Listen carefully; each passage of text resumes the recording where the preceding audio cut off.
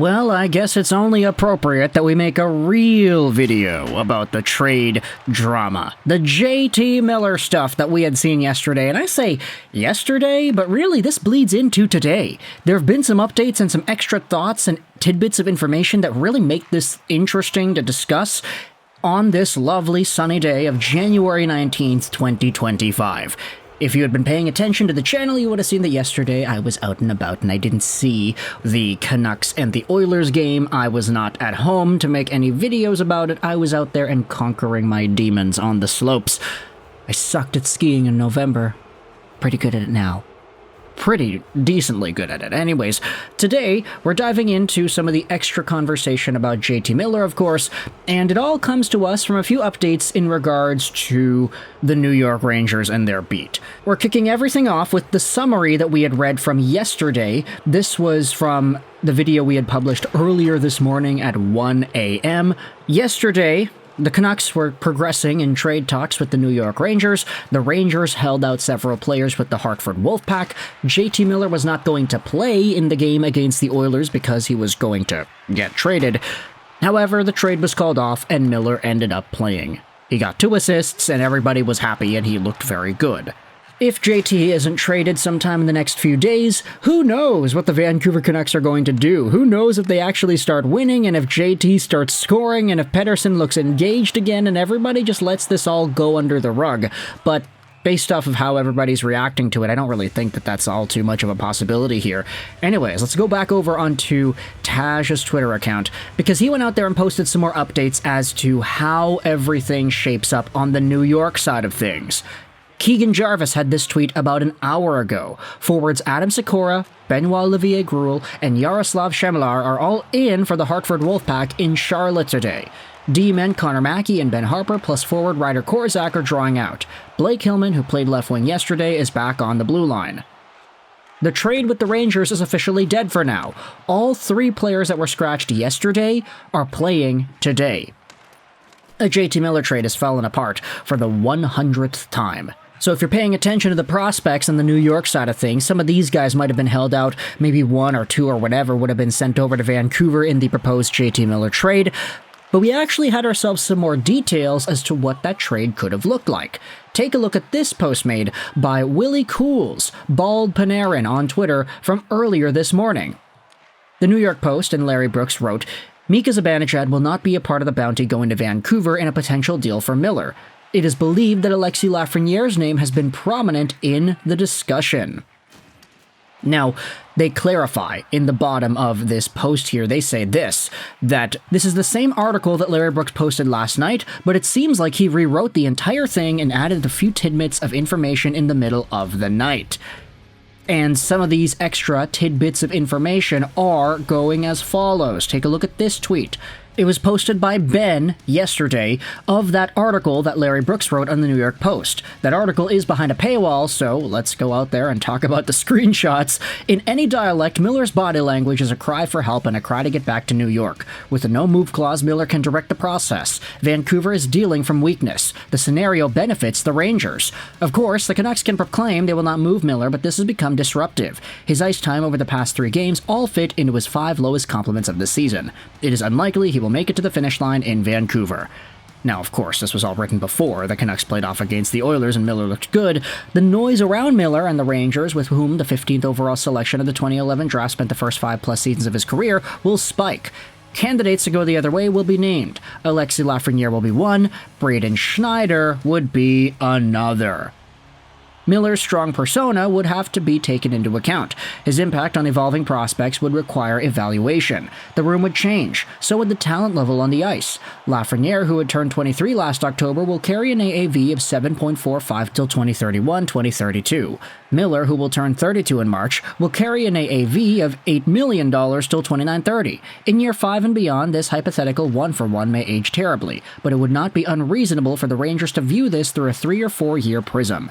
This is going to be out there. The Will Borgen hypotheticals will be out there. Over the past few weeks, the Rangers have eliminated the noise. There is more noise coming. Over the past few weeks, the Rangers have minimized distractions, and more distractions are coming. The trade deadline is approaching. And so with all of this in mind, it does paint a pretty interesting picture as to what the Rangers and the Canucks were looking towards in regards to making this sort of a trade go through, and how it would focus on JT Miller, Alexis Lafreniere, and potentially Braden Schneider. We had seen Braden Schneider be such a focus point for Vancouver hockey in all of these Rangers trade talks, but the Rangers are always saying, no, we want to keep this guy, we don't want to send this guy away, he's our guy, and as a result, the Canucks were never able to get a Miller Rangers trade done. It was just not feasible because Braden Schneider was the main dude. Anyways, when you think about the extra fodder about this all, seeing that the Alexis Lafreniere name was consistently in there, it really does get me excited as to what this trade could have been like. Now, whether or not this trade never comes to fruition, like ever again, Miller never gets traded to New York, he gets traded to Dallas or something, I might be a little bit disappointed, not gonna lie. Especially when you consider the idea of the Canucks getting a guy like Alexis Lafreniere and not having to acquire a Mika Zibanejad or something on top of that. Like, the fact that you can get all the upside out of a young talent like Lafreniere, out of Miller? Oh man, that would have been nasty. And also the fact that Alexis Lafreniere, his agent, used to be Emily Castonguay, who works for the Canucks now. There are just too many connections here. And I get why a lot of Rangers fans are kind of upset with it all. We've been seeing some discourse on the Rangers side of things saying, oh, like, why the freak would we trade Alexis Lafreniere and Braden Schneider for JT Miller, of all people? A guy whose value is declining and everything, and here's also what I'm thinking about as well. Patrick Allvin is not afraid to go big or go home with these kinds of moves. He's not afraid to hold out too. So when it comes to this trade fallout with the Rangers, it doesn't in one way make me feel like a Miller trade is not coming. If anything, I feel like it's just more likely that we're going to see it in the next little while. Like, everything started buzzing yesterday. After all the tension and the boiling water from the past few weeks, we had started to get some bubbles yesterday. But then somebody turned down the heat. Everything settled down a little bit more. But that pot, you gotta remember, guys, it's still hot. So there still is a lot of heat and a lot of tension with this situation. The Canucks, their next game is going to be on, Tuesday? Yeah, Tuesday against the Buffalo Sabres. So does Miller get traded before then? Does he get traded at some time between now and Tuesday? Does he get traded before Tuesday? Who knows? Ultimately, though, I'll leave y'all with this. This is a quote from JT Miller after the game yesterday. I'm planning on being a Canuck today, tomorrow, whatever happens, happens. I'm focused on the next game, Miller said. This tweet, by the way, from Noah Strang, compliments a very good tweet, also published by Noah Strang. JT Miller tonight, 18 out of 23 in the faceoff circle, hard matched against McDavid and didn't allow a single goal against at 5-on-5, 2 assists in 1 period, and was a huge reason for a win over one of the NHL's best team, all in what could be his last game with the Canucks. JT Miller, everybody. Is he still a Canuck on Tuesday? Does he get traded in some sort of a 3-team deal with salary retained to make it feel a little bit better for whichever other team is acquiring Miller? Is there a deal with the Dallas Stars that still needs to be sorted out? And if he doesn't get traded before Tuesday, is this the start of something new? The Buffalo Sabres, let's say Miller doesn't get traded before Tuesday. He plays against the Sabres. The Sabres stink right now, man.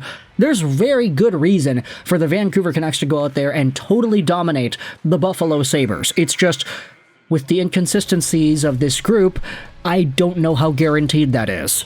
But with everything on the line here, with JT Miller playing his last days in Vancouver, with the team rallying around him and playing for him, who knows if the Vancouver Canucks are able to have a good game against the Sabres, and who knows if Miller gets a hat trick? Is that guy still going to get traded? I don't know, man. We had survived the JT Miller trade talks of 2023, but now it's an entirely new situation with him and Pettersson and the Rift and whatever. Let me know your thoughts in the comment section below. How do you think everything is going to go down? I hope you enjoyed this Swedish Ashros 9, and bye.